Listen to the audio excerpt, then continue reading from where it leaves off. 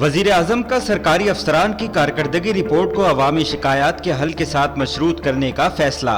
عمران خان نے سرکاری افسران کی کارکردگی کا جائزہ لینے والی سالانہ خفیہ رپورٹ میں عوامی شکایات کے ازالے پر کارکردگی کا درجہ اور نمبر دینے کی تجویز دے دی۔ مسلم لیگ نون کی نائب صدر مریم نواز کا کہنا ہے کہ عمران خان کشمیر فروش ہے، جس نے ساری زندگی کھیل تماشے میں گزاری، اسے خارجہ پالیسی کا کیا پتہ۔ مظفر آباد میں جلسے سے خطاب کرتے ہوئے مریم نواز کا کہنا تھا کہ عمران خان نے مقبوضہ کشمیر بھارت کی جھولی میں ڈال دیا۔ وزیر اعظم عمران خان کشمیریوں کی حقیقی آواز ہے۔ وزیر مملکت اطلاعات فاروق حبیب کا اسلام آباد میں پریس کانفرنس کرتے ہوئے کہنا تھا کہ مودی کا سیاہ چہرہ عمران خان نے دنیا بھر میں اجاگر کیا۔ اسلام آباد میں لڑکے لڑکی پر تشدد اور نازیبا ویڈیو بنانے سے متعلق کیس میں گرفتار ملزمان کو مزید 4 روزہ ریمانڈ پر پولیس کے حوالے کر دیا گیا۔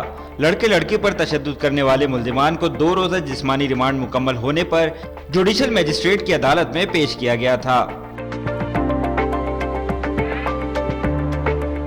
وزیر اعظم عمران خان سے آئی جی اسلام آباد قاضی جمیل الرحمان نے ملاقات کی اور اسلام آباد کے سیکٹر 11-2 میں جوڑے کی جنسی ہراسگی اور حبس بھیجا کے واقعے پر پیش رفت سے آگاہ کیا۔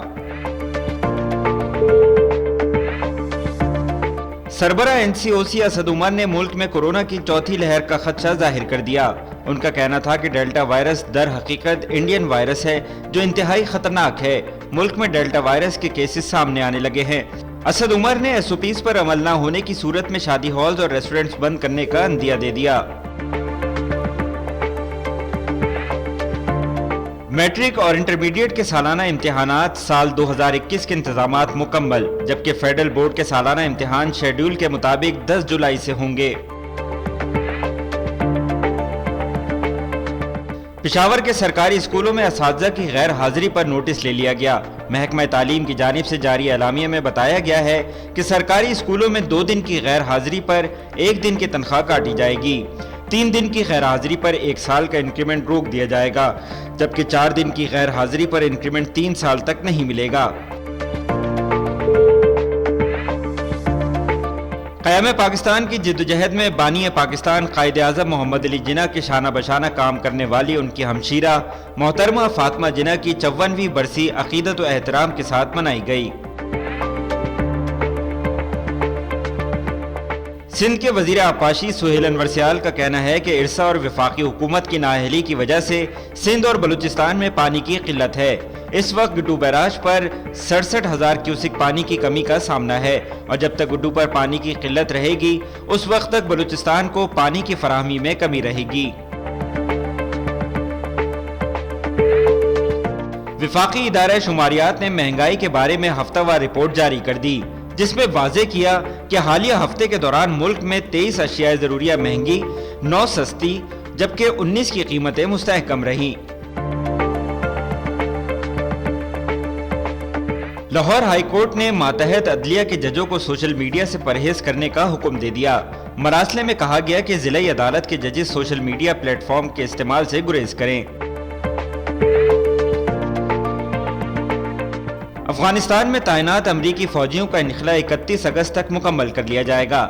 امریکی صدر کا کہنا ہے کہ اب وقت آ گیا ہے جب امریکی قوم کی جانب سے افغانستان میں لڑی جانے والی جنگ کو ختم کیا جائے۔ اس جنگ میں 2448 امریکی ہلاک اور 20,722 زخمی ہوئے تھے۔ طالبان نے ایران کی سرحد سے جڑے افغان صوبے ہرات کے علاقے اسلام قلعہ پر بھی قبضہ کر دیا۔ میڈیا رپورٹس کے مطابق اسلام قلعہ میں تعینات افغان فوجی پسپائی اختیار کرتے ہوئے پناہ کے لیے ایران کی حدود میں داخل ہو گئے۔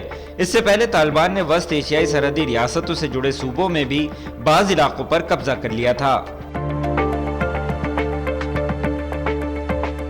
افغانستان میں طالبان کے بڑھتے اثر کو دیکھ کر افغانی وزیر خارجہ نے پاکستان سے امیدیں لگا لی۔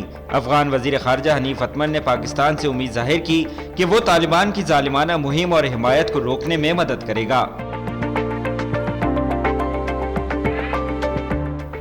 اور فاسٹ بولر شاہین شاہ افریدی کا کہنا ہے کہ کسی بھی سیریز کا پہلا میچ بہت اہم ہوتا ہے، کل ایک برا دن تھا، جو پرفارمنس رہی ہم اس سے بہت بہتر کی ٹیم ہے۔